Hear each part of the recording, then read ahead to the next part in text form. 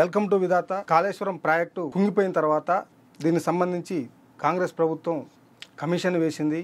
అలాగే ఎన్ఎస్డిఏ ఈ ప్రాజెక్టు మీద రిపోర్ట్ ఇచ్చింది. ఈ ప్రాజెక్టు వైబుల్ కాదు, ఈ ప్రాజెక్టులో నీటి నిల్వ చేయలేమనేమో ఇప్పుడున్నటువంటి ప్రభుత్వం చెప్తా ఉంది. ఈ ప్రాజెక్టు నిర్మాణంలో కీలక భూమిక పోషించినటువంటి బీఆర్ఎస్ పార్టీ నీళ్లను ఎందుకు లిఫ్ట్ చేయట్లేదు అన్నట్టు ఒక పక్క గొడవ జరుగుతా ఉంది. ఈ నేపథ్యంలో ఈ నెలాఖరు లోపున కమిషన్, జస్టిస్ ఘోష్ కమిషన్ నివేదిక ఇవ్వబోతా ఉంది. ఈ నివేదిక తర్వాత ఏం జరగబోతా ఉంది, ఇప్పటివరకు వచ్చినటువంటి ఎన్ఎస్డిఏ రిపోర్ట్ మీద ప్రభుత్వం ఏం చర్యలు తీసుకుంది, ఈ అన్ని విషయాలని మనతో మాట్లాడడానికి సాగునీటి రంగ నిపుణులు, విశ్లేషకులు నయనాల గోవర్ధన్ గారు ఉన్నారు. నమస్కారం సార్. నమస్తే అండి.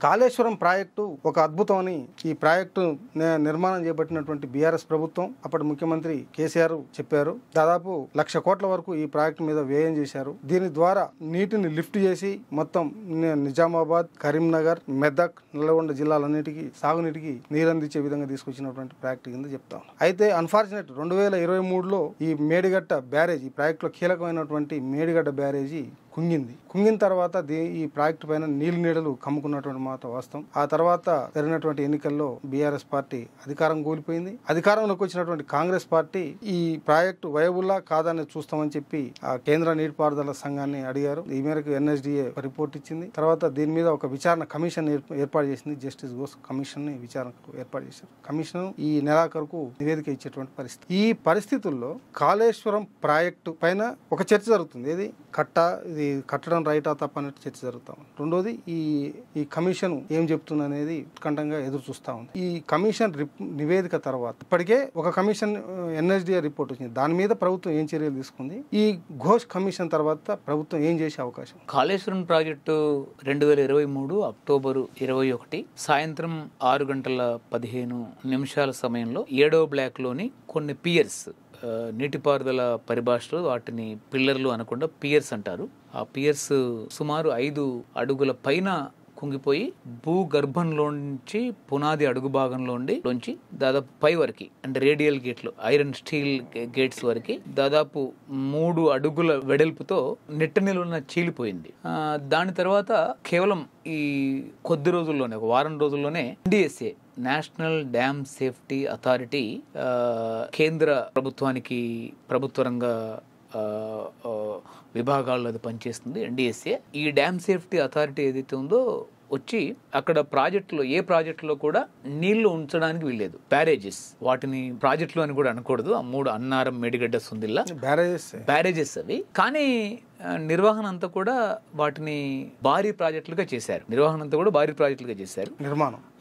నిర్వహణ బ్యారేజీలను కట్టారు. నిర్వహణ క్రమం అంతా కూడా భారీ ప్రాజెక్టుల స్థాయిలో దాన్ని నిర్వహణ చేశారు. అప్పుడు వాళ్ళు వచ్చేసి ఇంత భారీ ఎత్తున బ్యారేజీలో నీళ్లను స్టోర్ చేయడం అనేటువంటిది బ్యారేజీ నియమాలకు విరుద్ధం అని చెప్పేసి ఎన్డీఎస్ఏ వాళ్ళు చెప్పారు.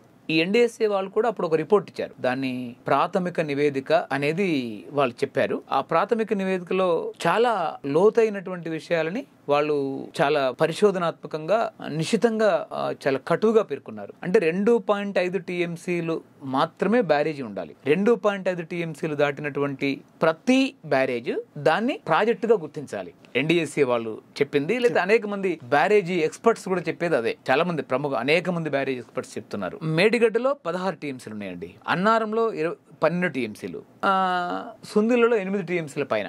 ఏది కూడా బ్యారేజీ నియమాల ప్రకారం నిర్వహించినటువంటిది కాదు. ఇంత స్టోరేజ్ ఎప్పుడైతే మీరు మెయింటైన్ చేస్తారో సుదీర్ఘకాలం పాటు, బ్యారేజీ అడుగు భాగంలో మీకు శాండ్ బెడ్ ఎప్పుడైతే ఉంటుందో, ర్యాక్ బెడ్ లేనప్పుడు, బ్యారేజీ అడుగు పునాదిలో కింద ఆ పునాది ఒక హార్డ్ బండ మధ్య ఆ పునాది నిర్మించబడినప్పుడు అక్కడ అంతా కూడా కింది భాగం నుంచి నీరు సీపేజ్ కావడానికి అవకాశం ఉంది. కాబట్టి మేడిగడ్డ, అన్నారం, సుందిల్ల 3 కూడా అడుగు భాగం అంతా కూడా శాండ్ బెడ్, కింద అసలు ర్యాక్ బెడ్ లేదు. ఏ ర్యాక్ బెడ్ పైన కూడా ఇంత భారీ నిల్వ చేసినటువంటి ఒక బ్యారేజీల పేరిట ప్రాజెక్టు లాంటి ప్రాజెక్టును కట్టకూడదు. ఇది అసలు విపత్తు. రెండోది, ఎన్డీఎస్ఏ వాళ్ళు ఇంకేం చెప్పారంటే, భూగర్భానికి చెందినటువంటి ఏ రకమైనటువంటి జియో ఫిజికల్ పరీక్షలు చేయలే. అంటే భూగర్భంలో, ఇది గోదావరి అనుకుంటే సర్ఫేస్ నుంచి పైన నుంచి నీళ్లు పోతుంటే ఈ భూగర్భం కింద ఈ లోతులో ఎంత ఉంది, ఏముంది, ఈ లోతు వరకు ఏముంది, ఎక్కడ మనకు హార్డ్ ర్యాక్ తగులుతుంది, చాలా బలమైనటువంటి బండరాయి బండరాయి తగలనా బలమైన గట్టి మట్టి కూడా బలమైన బండరాయి తగలాలి. బండరాయి తగల బండరాయి. మీరు బ్యారేజీ నియమం అనుకుంటే బ్యారేజీ నియమం మారిపోతుంది. బ్యారేజీ నియమం ఫ్లోటింగ్ స్ట్రక్చర్గా ఉంటుంది. ఇసుక బెడ్ పైన కూడా ఇది ధవళేశ్వరం లాగా ధవళేశ్వరం కూడా శాండ్ బెడ్ పైన ఉంటుంది. కానీ దాని కెపాసిటీ అనేటటువంటిది 2.5 TMCలే. అంతకంటే ఎక్కువ వచ్చిన నీళ్ళని నదిలోకి వదిలిపెడతారు. బ్యారేజీ నియమం ఏంటి అంటే బ్యారేజీకి ప్రాజెక్టుకి తేడా ఏంటంటే బ్యారేజీ అనేటటువంటిది వచ్చిన నీళ్లు వచ్చినట్టు కాలువకు మళ్లించి కాలువకు పోయేటటువంటి అంటే పంట కాలువకు పోయే వాటికంటే ఎక్కువ ఉన్నటువంటి నీళ్ళని నదికి వదిలిపెడతారు. 2.5 TMCల కంటే ఏమాత్రం ఎక్కువ ఉన్న కాలువకు పోను మిగిలిన నీళ్ళని అది ఒక రోజుకు 2 లక్షల క్యూసెక్లు కావచ్చు, ఒక రోజుకి 28 లక్షల క్యూసెక్లు కావచ్చు, ఎన్ని వచ్చినా కింది పోవాల్సిందే. ఈ బేసిక్ నియమాన్ని కేసీఆర్, అన్నారము, మేడిగడ్డ, సుందిల్లా మూడింటిలో ఉల్లంఘించాడు.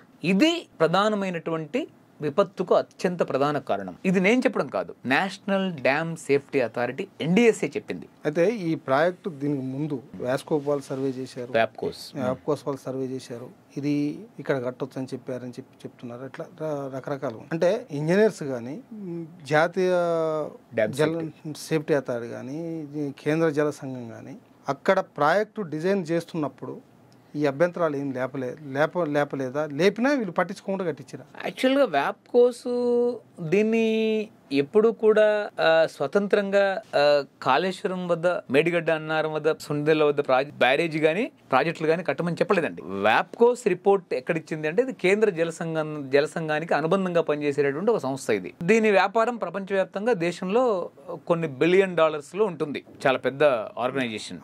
ఇది నిశితంగా పరిశీలన చేస్తుంది. రాజశేఖర రెడ్డి ప్రభుత్వం ఆధ్వర్యంలో 2008లో తుమ్మిడిహెట్టి ప్రాణహిత వద్ద తుమ్మిడిహెట్టి అనే గ్రామంలో శంకుస్థాపన చేశారు. ప్రాణహిత నది పైన 2 నదులు వార్దా, వైనగంగా 2 కలిసిన తర్వాత వచ్చేటటువంటి భాగంలో ఆ సందర్భంగా శంకుస్థాపన చేయకంటే ముందు వ్యాప్కో నిశ్చితంగా సర్వే చేసింది. లేడార్ సర్వే అంతా కూడా మేడిగడ్డ, కాళేశ్వరం ఈ కాన్ఫ్లుయెన్స్ పాయింట్ నుంచి ప్రాణహిత ఎక్కడైతే కలుస్తుందో అక్కడ నుంచి అక్కడి వరకు చేసి మిగతా అన్నిటికంటే కూడా అత్యంత అనువైనటువంటి స్థలం తుమ్మిడిహెట్టి అని చెప్పారు వాళ్ళు.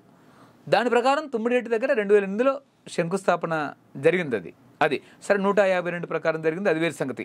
అది తర్వాత కాంగ్రెస్ ప్రభుత్వం పోయి తెలంగాణ ఉద్యమం వచ్చి, తెలంగాణ ఉద్యమం తర్వాత TRS పార్టీ వచ్చి 2014 నుంచి వీళ్ళు వచ్చిన తర్వాత వీళ్ళ ప్రియారిటీస్ మొత్తం మారినాయి.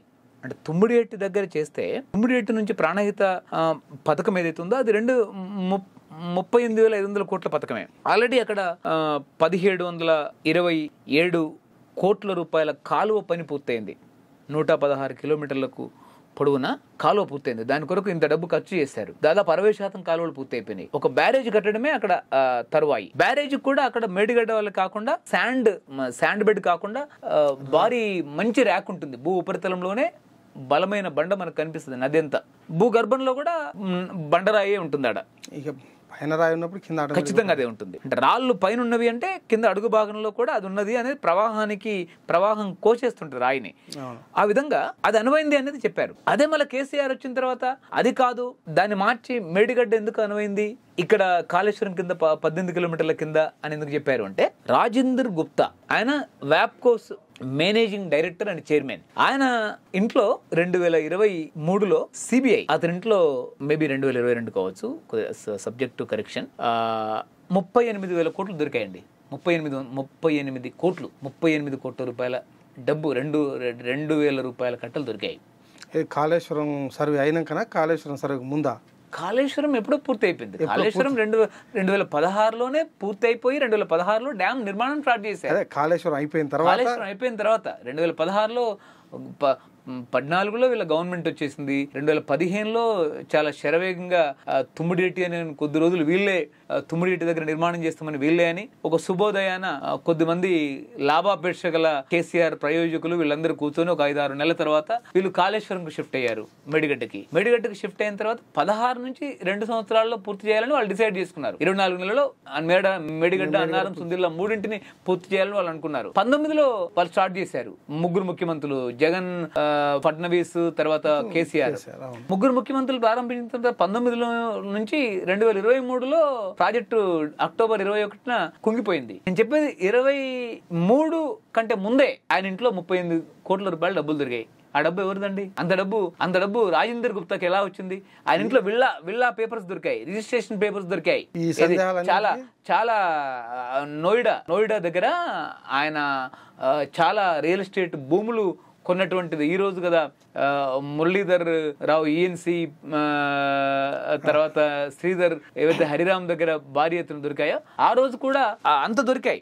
అంటే ప్రాజెక్టు కుంగక ముందే అక్కడ సిబిఐ దాడుల్లో దొరికినటువంటి డబ్బుల్ని బట్టి ఈ ప్రాజెక్టులో అవినీతి జరిగిందనేటువంటి ఒక నిర్ధారణ మీకు కాళేశ్వరంలో జరిగినటువంటి అవినీతి డబ్బులే రాజేందర్ గుప్తా వ్యాప్కోస్ మేనేజింగ్ డైరెక్టర్ అండ్ చైర్మన్ దగ్గర లభించినవి. దానికి గాను అతను జైలుకు పోయాడు. ఇంకా భారీ చేస్తున్న స్థిరాస్తులు కూడా ఆయన దగ్గర లభించాయి. ఏదైనా కాళేశ్వరం మేడిగడ్డ దగ్గర బ్యారేజ్ కట్టాలన్నటువంటి నిర్ణయం తీసుకున్న దాని ఫలితంగా అక్కడ డబ్బులు అనేది మీరు అనబోతున్నారు. ఖచ్చితంగా అవే అనబోతున్నారండి. అవి కాళేశ్వరం పాపపు సొమ్మే. కాళేశ్వరంలో జరిగినటువంటి స్కాండల్ డబ్బులే. అయితే దీని తర్వాత సరే, ఇప్పుడు కాళేశ్వరం మేడిగడ్డ బ్యారేజ్ కుంగిన తర్వాత జరిగిన పరిణామాలలో జస్టిస్ ఘోష్ కమిషన్ రేపు రిపోర్ట్ ఇస్తుంది కదా. ఇప్పటి వరకు ప్రాథమికంగా వాళ్ళు ఏమైనా ఒక అంచనాకు వచ్చారా?